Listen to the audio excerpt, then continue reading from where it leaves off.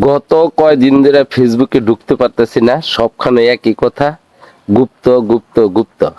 আসলে গত 17 বছর কে গুপ্ত ছিল আর কে সুপ্ত ছিল, কে প্রকাশ্যে ছিল সেটা জাতি জানে, সেটা জাহিরি করার কোনো দরকার নাই। এখন কথা, আমার কথা হলো এই গুপ্ত বানানটা অনেকেই দেখছি ভুল লিখতেছে। তো আমি এজ এ আর্টিস্ট হিসাবে যে আমার কাছে তুলি আছে, আমার রং আছে, সবকিছু আছে।